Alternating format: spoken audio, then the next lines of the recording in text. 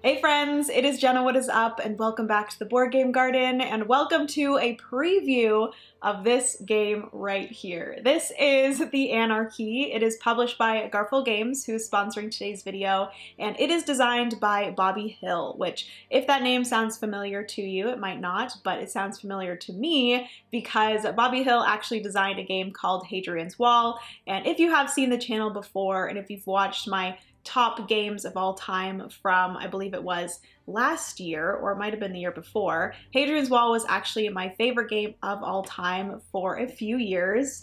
And it is a fantastic game, Hadrian's Wall. So I have been looking forward to this one coming out. This is the next kind of follow-up to Hadrian's Wall. You guys can see by the pages here in front of me that the look of it is kind of similar to Hadrian's Wall, and the general kind of overview of it is pretty similar, but I will tell you guys right now that the sheets look somewhat similar, but they do play in a very different way, and then there's also a bunch of differences between the two. So I'm very excited to kind of give you guys an overview of this. This is quite a heavy game. I think it's about a 3.67 right now on BGG, so it's a little bit heavier than Hadrian's Wall, and Hadrian's Wall is already like a pretty chunky roll and write. So I'm not going to get into all of these small little details, but I am going to go over kind of the general gameplay as well as what you are doing on the sheets here, so you guys can get a better feel if this is a game for you. So this is going to be going up on Kickstarter. I don't know when this video is going up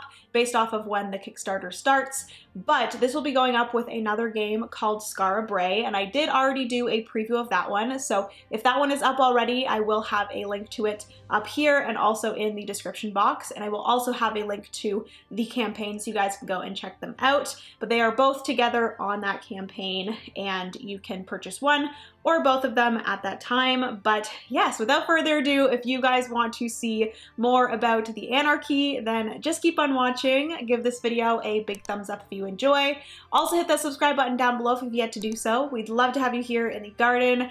And without further ado, let's get into this preview of the Anarchy, shall we? All right, so starting off the video with a little bit of an aim of the game, a little bit of a story behind the Anarchy, as well as the components. So I will say right now that these are all prototype components, but like I said with the Skara Brae preview, the kind of prototype versions that Garfield Games sends over are pretty much final. There might be a few little small tweaks, but these are pretty close to final, but they are still a prototype. But the story behind the Anarchy is basically back in, I think it was 1135, so a very long time ago. Henry the First, King Henry the First, died unexpectedly, leaving no male heir. So the daughter of Henry, Matilda, actually thought that by succession that she should be the next in line, but unfortunately the king's favorite nephew actually got to the throne first, and he ended up being crowned king. So he was King Stephen, and what ended up happening is people that were loyal to Matilda actually got very enraged, and this kind of conflict was then known as the Anarchy. So in the game of the Anarchy, you and the other players are playing as the people that are noble to King Stephen, and over 5 rounds, players are going to be building up their domain. They're going to be defending their castles, as well as fighting the castles of Matilda and her armies. So that is kind of the gist of the story of the game and why it is called the Anarchy and what you are doing in the game. But for the overall gameplay, like I said, you're playing over 5 rounds, and each of these castles represents 1 round, and you have your little colored castle pieces here that are hopefully going to be moving 1 castle per round, but you will have to do something to kind of keep up with the rounds there, or you're going to get penalized. But each round you're going to be gaining income, you're going to be writing and going up tracks on these 2 different sheets, which we'll get into an overview of everything going on here. And then at the end of the game, after those 5 rounds, the player with the most bravery, loyalty, influence, and might will be the winner of the Anarchy. But yes, that is everything for the general overview and the aim of the game.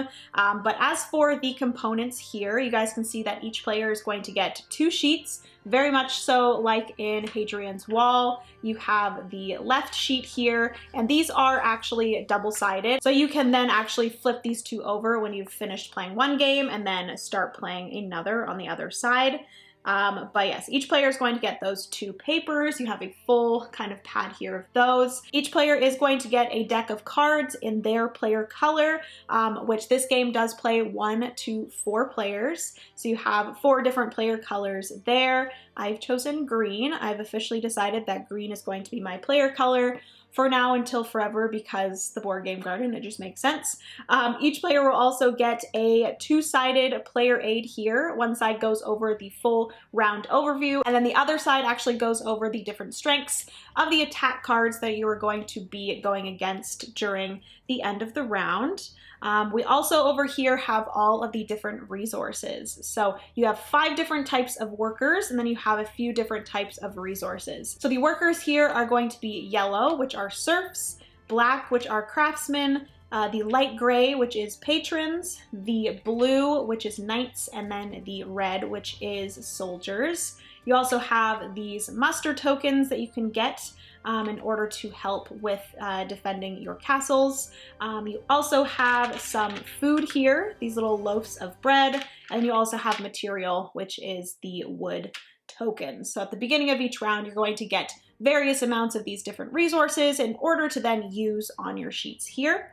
So that's everything that each player has aside from the main kind of thing here, which is each player is going to get one of these boards. I have them off to the side for the other players here. But you're going to get this board here, and this is going to have your attack cards at the top and then your path cards at the bottom, which we'll get into.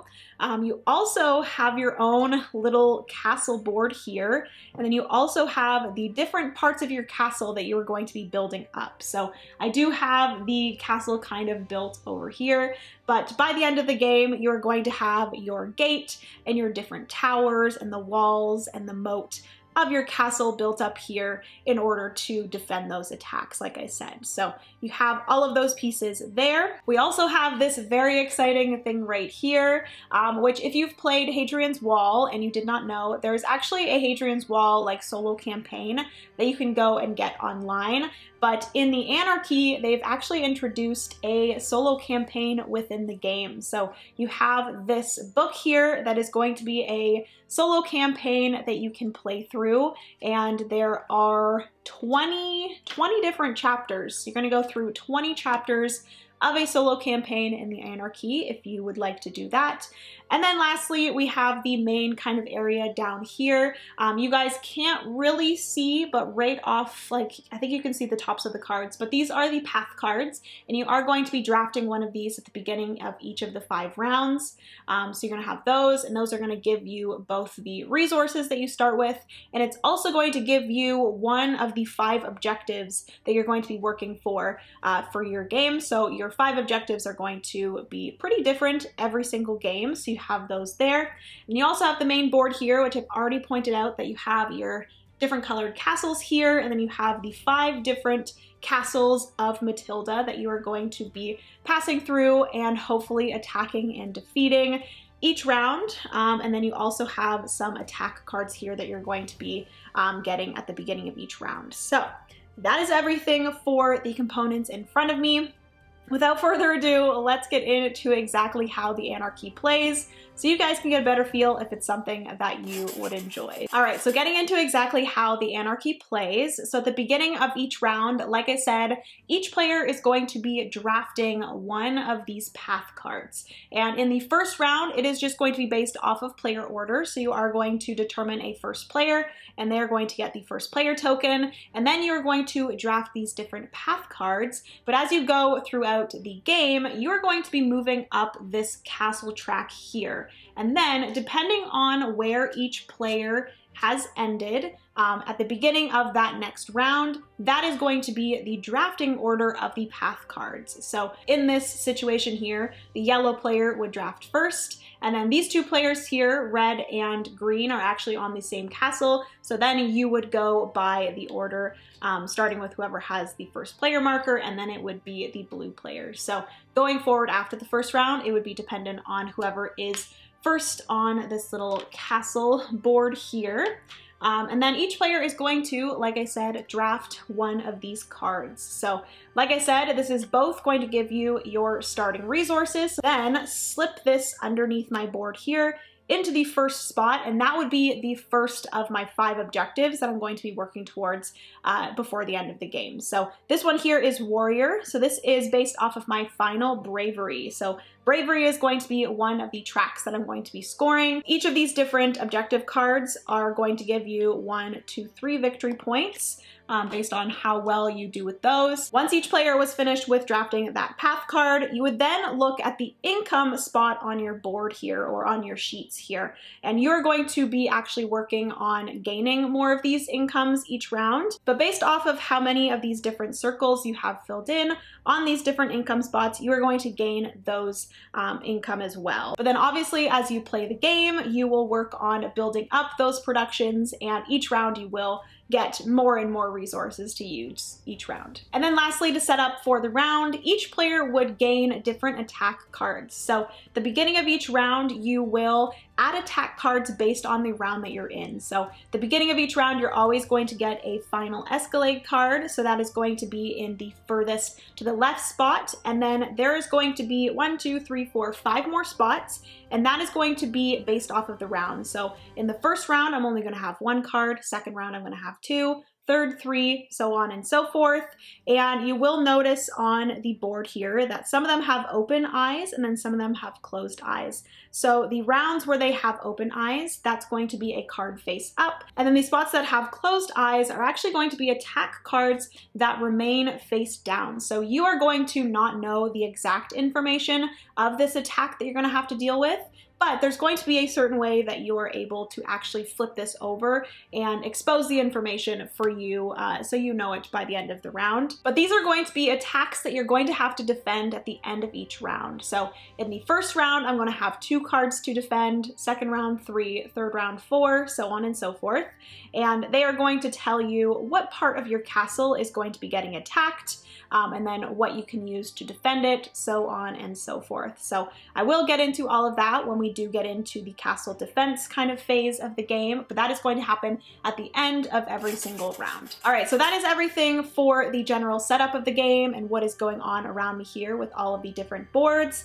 But the next thing is, once you have your income and everything beside you, you are ready to start taking actions on your pages here. So each player is going to have 2 sheets in front of them, the left side and the right side. The left side is going to be focused a lot on the attack and defense kind of part of the game, and then also it's going to have your final scoring at the bottom, and then it's going to have your income as well, so your income or production. And then on the right side here, you're going to have your leadership tracks, and this side kind of represents your village and your people. So you have 4 different leadership tracks, and each leadership track is going to have some associated buildings and different things that you're going to be able to do. All right, so starting with the left side here, like I said, this is really focused on the attack, defense, and production of your domain, as well as the attribute tracks, which, like I said, in the aim of the game, this is where all of your points are going to come from. So your main goal for the game is to build up your bravery, your loyalty, your influence, and your might,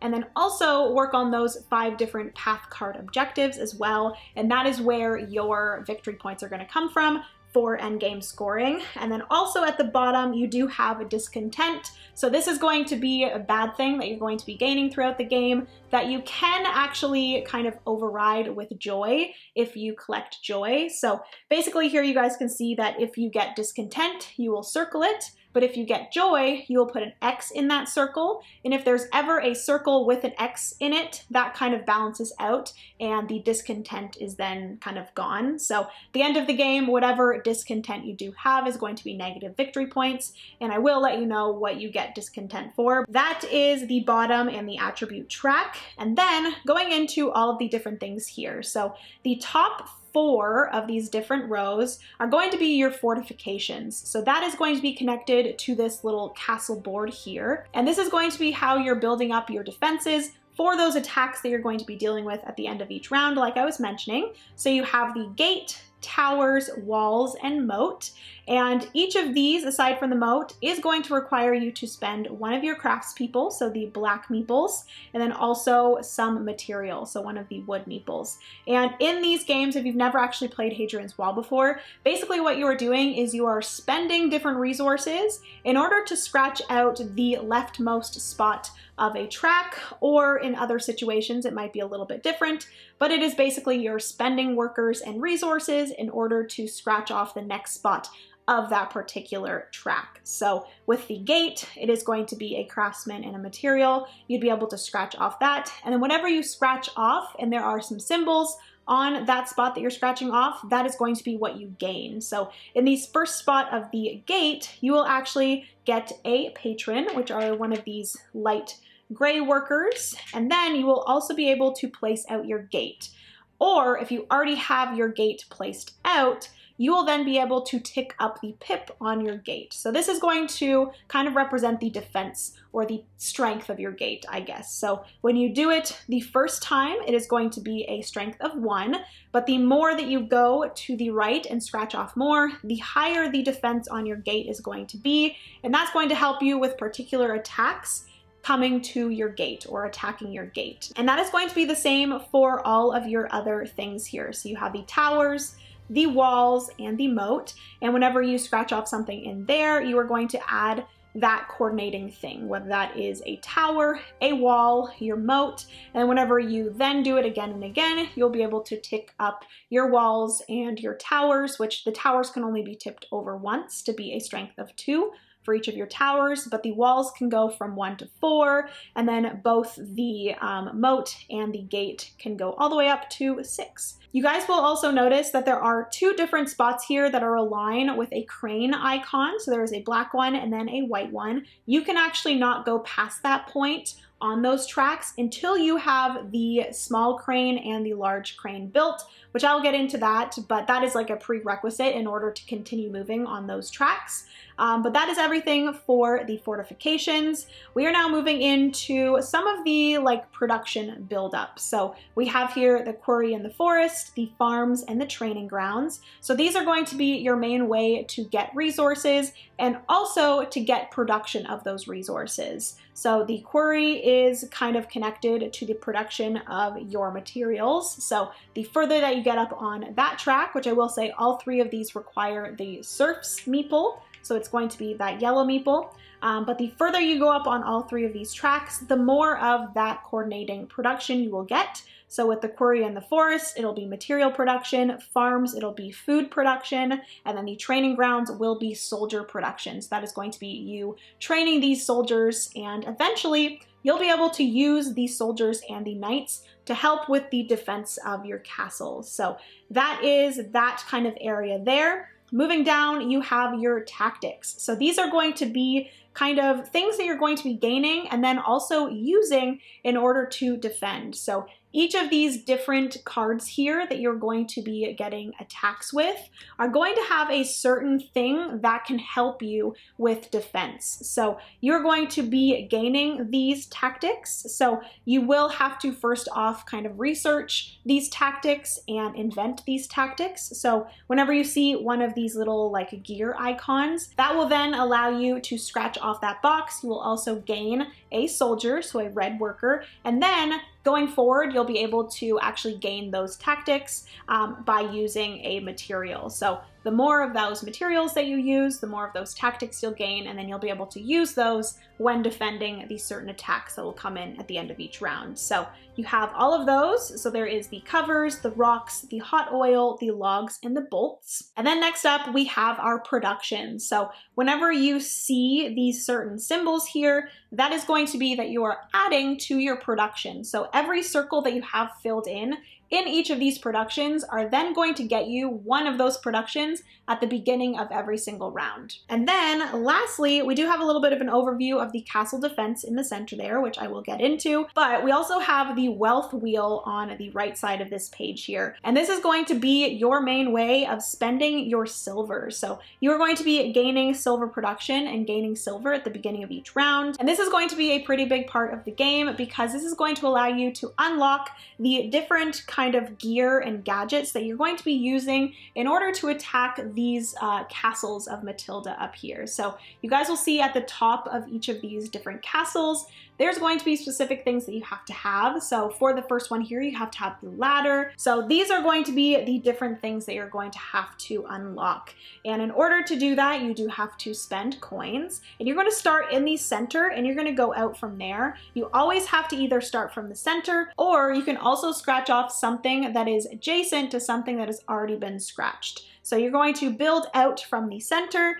gaining different workers. So this is a good way to gain those soldiers and those knights, as well as the patrons and the craftsmen. But once you have unlocked this one serf here, so once you've scratched off that serf, gain that serf, that is going to allow you to unlock the ability to research these different contraptions. So the first three are going to be the ladders, the ballista, and the small crane.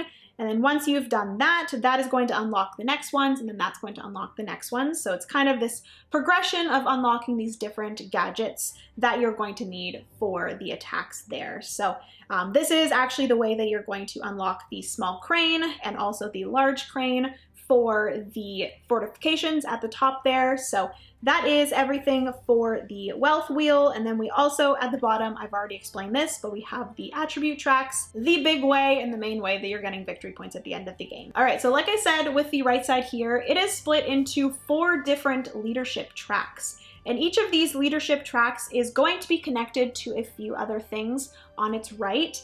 And the leadership track is numbered 1 to 9. And each of the things that are going to be kind of connected to this leadership track is going to require you to be at a specific spot on that track in order for you to start that thing. So for example, for the small keep, I have to have the number 1 scratched off. But also to get to the large mint, I have to be all the way to 8 in order to start that. If there's ever like a small, medium, large, those are buildings and those need to be done in order. So in order to move on to the medium keep, you have to be finished with the small keep. And in order to move on to the large keep, you have to be finished both the small and the medium keep. So it's a progression over to the largest building there. And each of them, like I said, have that prerequisite of where you need to be on that governance track. So each of these tracks are going to require patrons, which are these light gray workers. You'll have to spend that in order to scratch off the next spot on that track. If there's any icons, you will gain those icons. All right, so getting into exactly what each of these different leadership areas do. So like I said, the first one is governance, and this one has the keep, the mint, as well as spies. And both the keep and the mint are buildings, so you will have to build them before you can start working on them. And in order to do that, you do have to spend 1 craftsman and 1 material. And once you've done that, you're going to be able to start spending your workers in order to fill out these different things. You're just gonna have to spend a worker, and then you're gonna fill out the next spot on that building. And that's going to get you kind of different things on this sheet, as well as workers and resources, all of the things. And then you also have these spies, which I mentioned in the overview of like the setup of everything, that some of these attack cards are going to be face down. And in order to flip those over and learn more information about the attacks that are coming to you, you can actually use spies. And in order to do this, you're gonna have to spend silver. So you'll spend 1 silver to fill out the first box, and then you'll have to spend another silver in order to fill in the next box. And then that's going to get you 1 spy.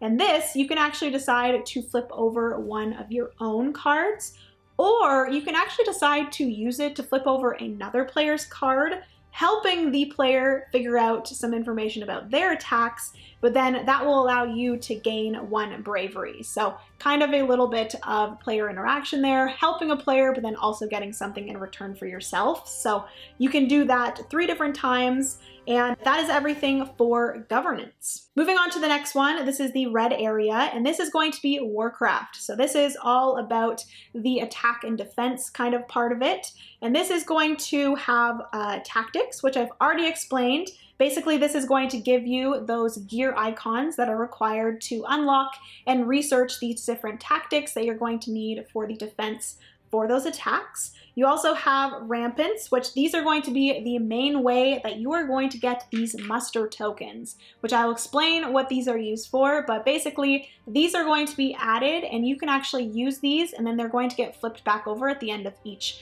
round when you're finished with the defense of your castle. But I will explain those after.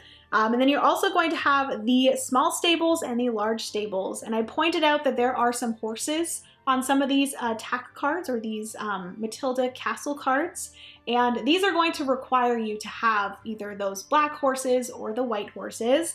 And those are going to be connected to the small and large stables. Again, these are buildings, so you do have to build them first. And then you're going to be able to use either serfs or soldiers in order to gain some different things and then eventually have access to both of those horses. So that is everything for the Warcraft. So getting into the third section here, this is the worship section. And this is going to be a big way for you to both get patrons as well as patron production. And also this is going to help you with getting knights and also the knight production, which knights are going to be these blue workers. These are going to be the hardest ones to gain, but they're also going to be very helpful when it comes to the defense of your castle. So the first part here is going to be the chapel, and there's also the knight's training, and then the St. Valentine's Festival. There's going to be the chapel, so this is going to be a small, medium, and large chapel. Again, buildings, so you do have to work from small to large. You do have to build them first, and then you're going to be able to trade in the 3 different things. So you have food, material, and coin in order to unlock each of those different chapels. And then those are going to gain you patrons, patron production, as well as the influence. And then once you've unlocked the small chapel, that is going to then unlock the knight's training. And this is when your deck of cards come into play. So these cards are quite interesting because these are going to be connected to a lot of the mini games of this side of the board. So if you flip over one of these cards, I will show you one of these. Basically, it's going to be split into 6 different sections, and these are going to all be connected to one of 6 different things in these areas here. So starting off with the knight's training. So if you do spend a patron, you'll be able to cross that out. And then based off of whatever level of the knight's training you are on, you're going to flip over a certain amount of cards. So that's going to be anywhere from 2 cards to 4 cards. And then you're going to gain a benefit based off of how many different symbols you have. And you're going to be looking at the top section of each of these cards.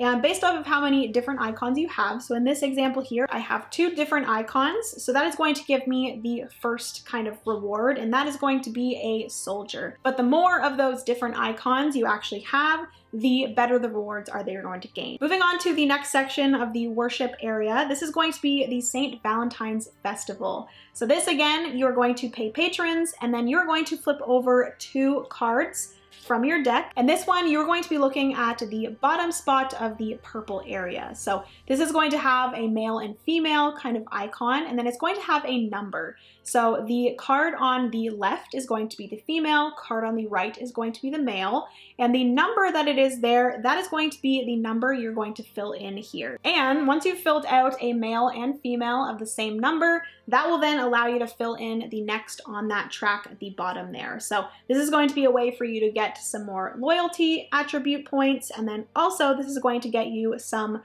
serf production as well. So that is everything for the worship section. The next one is going to be entertainment, and this is the pink area here. And this has tournaments, brewhouse, Michaelmas, as well as Llamas. So the first one here is going to be tournaments. And this is actually going to be a little bit of a rock, paper, scissors jousting tournament, or jousting duel, I guess. So you are first going to pay some sort of resource. So for the first one here, you would pay 1 food, and then you would gain 1 knight, and you would flip over 2 cards.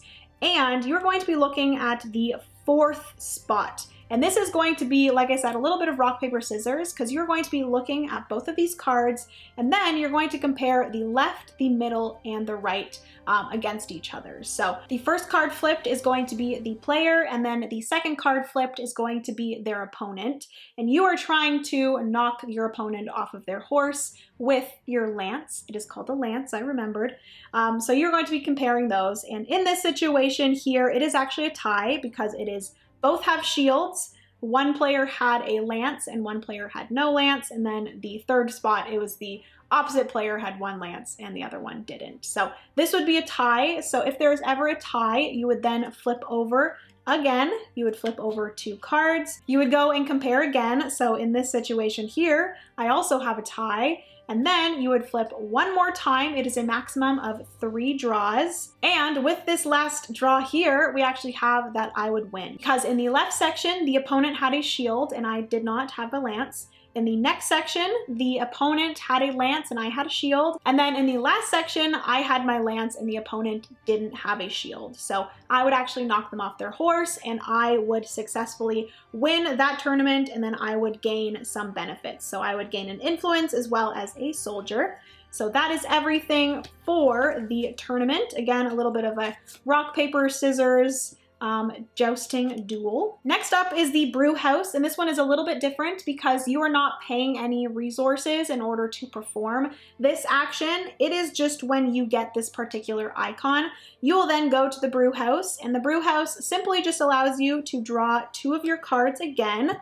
You are going to be looking at the second to the bottom, and this is going to have some icons, and you are simply just filling in those 2 icons. And whenever you complete a row or a column, you are then going to circle a beer, and the beer is actually going to allow you to help with defense as well. So we'll get into that, but that is brew house, very simple. Next up, we have Michaelmas, which this again, you are going to have to pay some sort of resource. In this situation, it is a serf, and you're going to be looking at the 3rd spot, so the highest pink spot. And these spots are going to have a book with a number. And what you're going to do in this situation is you are going to fill in those 2 numbers in one of these areas, and your goal here is to put 2 numbers that add up to the number on the right. This is a really good way to just gain more resources during the round, and then a few of the spots also give you some joy. But that is how Michaelmas works. You are just adding up to certain numbers. And then the last spot right at the bottom is going to be Lammas. And this again is that you're going to spend a serf, and you are going to draw 2 cards from the deck, and you're going to be looking at the very bottom of these cards. And these are going to have a little colored triangular banners. And these are simply just that you are going to scratch out those 2 colored banners anywhere on those little banner areas.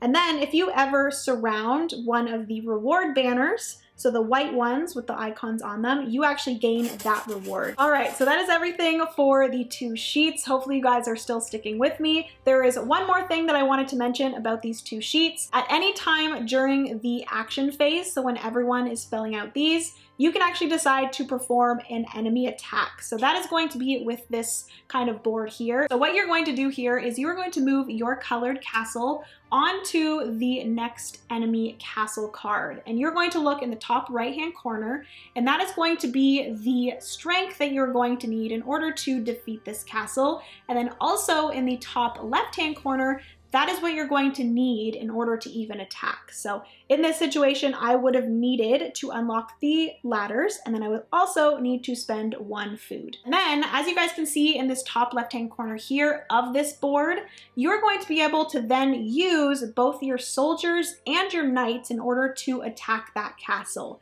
So every soldier that you use is going to be 1 attack strength, and every knight that you use is going to be 2 attack strength. So, and then if I successfully did that, I would gain 2 bravery, and then I would also gain whatever is on this tile here. So for this situation, I would gain 2 silver and 1 material. And you really are going to want to do that because the more that you get behind during these rounds, so every single round, these castles are going to get flipped.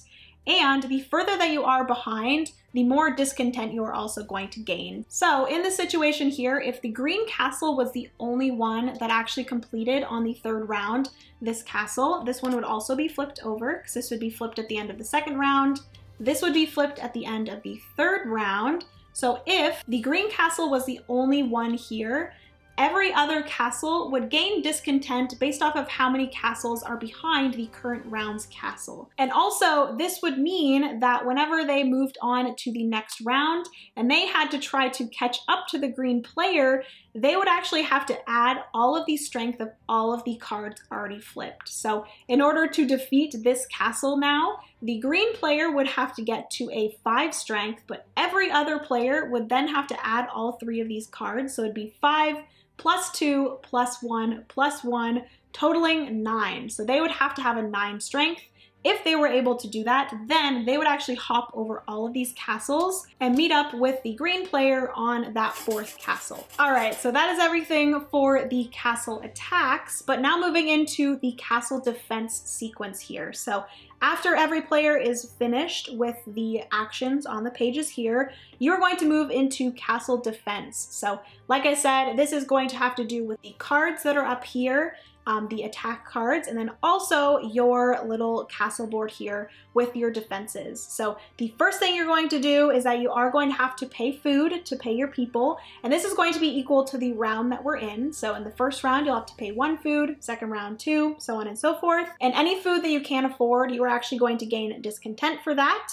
And then moving into the defenses. So you're going to be able to deploy your different knights and soldiers in order to help defend. And you're going to be placing these out onto the different quadrants of your board based off of the attacks that you know that are going to happen. So each attack is actually going to tell you which direction it is coming from. So for example, with this card here, this is going to be a C attack coming from the bottom and a B attack coming from the top. And when it says a letter, that is coordinated to whatever castle round it is. And at the bottom, you guys will see that it has the different strengths. So if it was round 4, then the B would be 3. So it'd be attack of 3. And then from the bottom would be C, and that would be an attack of 2.